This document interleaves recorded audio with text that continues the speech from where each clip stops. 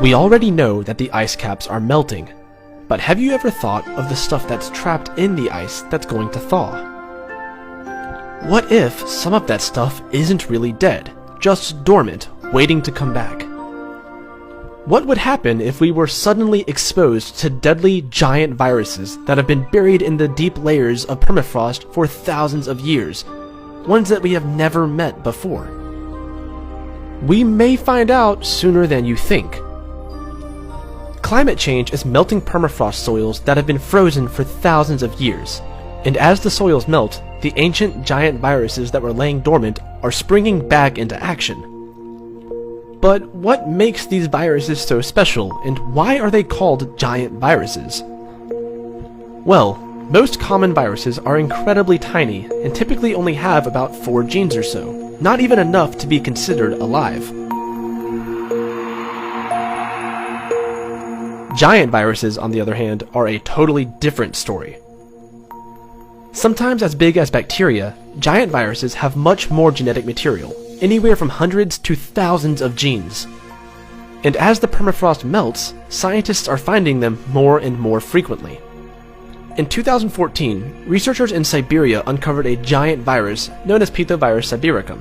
A year later, scientists isolated another giant virus called Mollivirus sibiricum from the same piece of permafrost. Mollivirus sibiricum is a behemoth of a virus with more than 500 genes as compared to just 9 genes in HIV.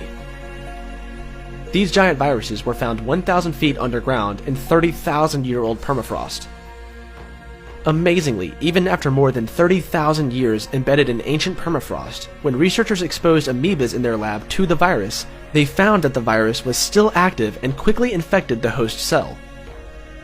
But these aren't the earliest cases of ancient viruses that were found frozen.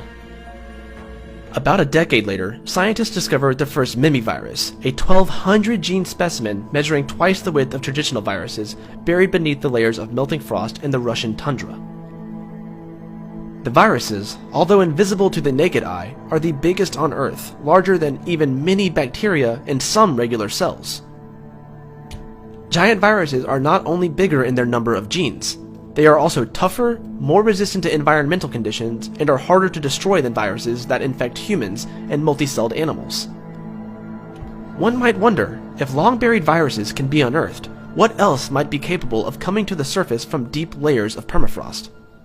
Climate change is warming the Arctic and subarctic regions at more than twice the average global temperature, which means that permafrost is not so permanent anymore. What's more is that global warming does not have to directly melt permafrost to pose a threat. Human activities such as mining and oil drilling may shake up the ancient ice enough to bring potential pathogens to the surface that could spell disaster. Although there is no immediate threat from these viruses, there could be more pathogens lurking in there waiting to be released again. Let's hope, for all our sakes, that whatever we find doesn't wake up with a vengeance.